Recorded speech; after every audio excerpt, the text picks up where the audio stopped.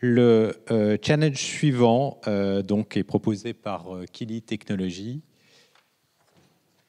Et donc là, c'est Maxime Duval qui va faire la présentation. Merci beaucoup.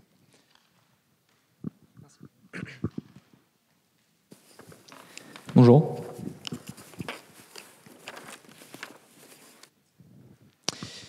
Alors, donc je vais vous présenter le challenge proposé par Kili Technologies pour la première année, qui s'intitule Data Centric Movie Reviews Sentiment Classification. Et donc, dans ce challenge, par rapport aux autres challenges, la donnée sous-jacente sera moins intéressante. Ce sera des données de revue de films. Mais, et je vais l'expliquer pourquoi on fait ce challenge, il y aura une grosse différence par rapport à tous les autres challenges qui ont été présentés jusque-là. C'est que dans ce challenge, vous devrez travailler non pas sur la modélisation du problème à partir de données fixes, mais à améliorer le dataset qu'on vous fournit pour obtenir la meilleure performance à modèle fixe. Et on verra pourquoi c'est intéressant. Donc, un peu de contexte et pourquoi est-ce que Kili Technologies existe. Donc, on a 3 ans d'existence, on est une start-up, on est maintenant une 60aine de personnes. Et on répond à la problématique.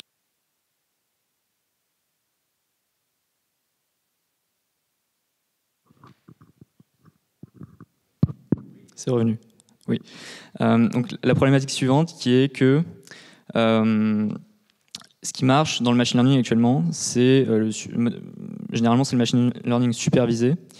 Et lorsque vous voulez travailler sur des données non structurées, donc de l'image, du texte, de la voix, etc., vous avez besoin d'un dataset avec des labels, forcément. Et ces labels, cette information qui a été mise par des agents humains, il faut l'avoir, il faut la créer parfois.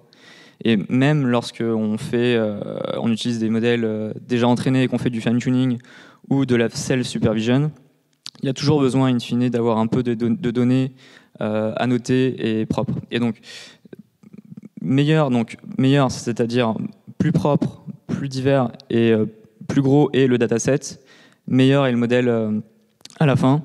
Et donc c'est pour ça que Kili Technologies propose à la base une solution d'annotation de données sur de la donnée non structurée pour générer ces labels.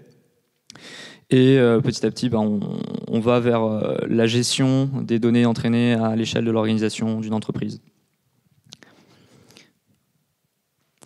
Et donc, vu que le dataset est clé et que de plus en plus d'entreprises comprennent que la clé, c'est pas seulement de travailler sur la modélisation, mais aussi d'itérer et de travailler sur le dataset utilisé pour les tâches prédictives.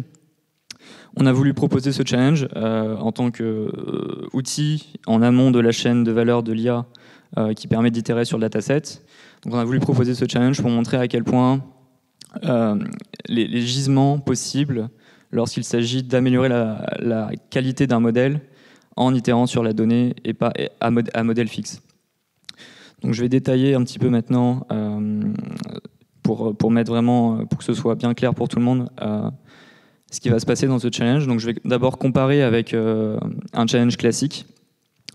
Dans un challenge classique, on vous donne les données d'entraînement et les données de test et vous aurez à travailler sur le modèle. Et avec ce modèle, à prédire sur les données de test.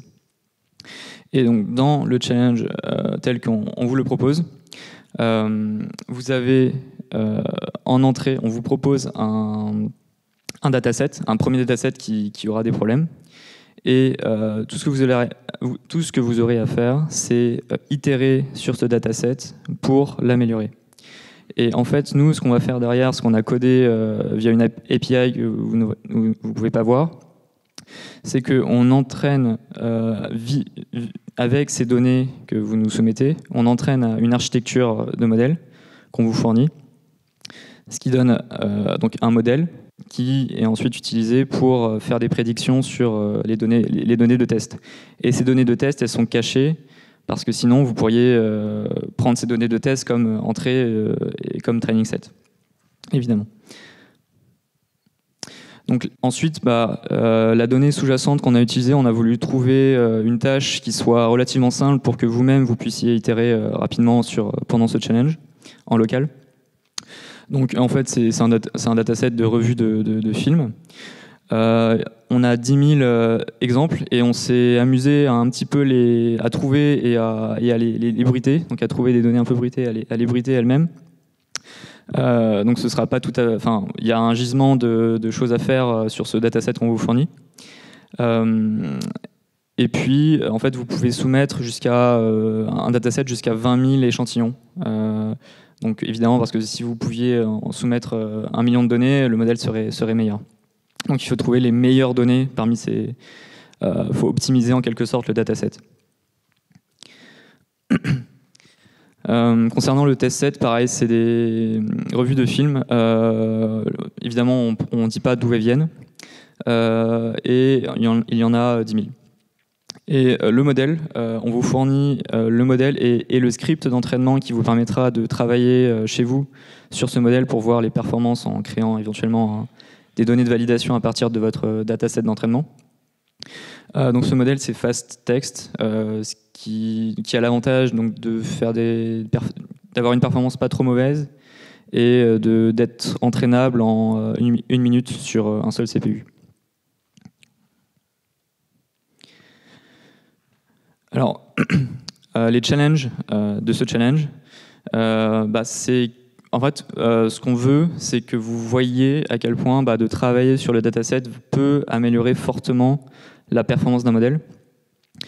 Donc, à titre d'exemple, le benchmark, la solution benchmark, c'est de soumettre le dataset qu'on vous donne en entrée de 10 000 exemples bruités. Ce dataset obtient un peu moins de 70% de précision. Donc, la précision, c'est le score qu'on utilise in fine. Et a priori, c'est faisable d'atteindre 80% en sourçant de nouvelles données. Après, on ne sait pas à quel point on peut aller plus haut que 80% en optimisant le dataset. Et donc ici, je liste quelques idées d'amélioration du dataset. Donc sourcer de la nouvelle donnée, améliorer donc les tokens en NLP pour qu'ils soient meilleurs, enlever les erreurs d'orthographe, enlever les erreurs de labels qui ont pu se glisser dans le dataset, et même améliorer les textes et faire de l'engineering directement sur le dataset, sur le label. Peut-être que la distribution des labels est pas très très bonne. Il y a plein de choses et on sera très curieux de voir ce que vous aurez pu trouver comme idée pour améliorer le dataset. Voilà. Et si vous avez des questions, vous pouvez me contacter à cette adresse indiquée là.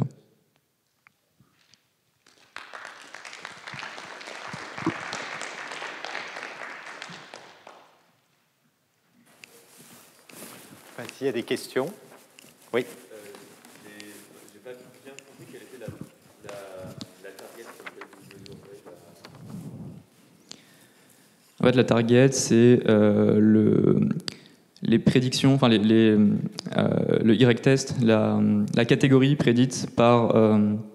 la catégorie des textes des données de test. Donc c'est positif ou négatif, c'est une classification binaire. Pas d'autres questions?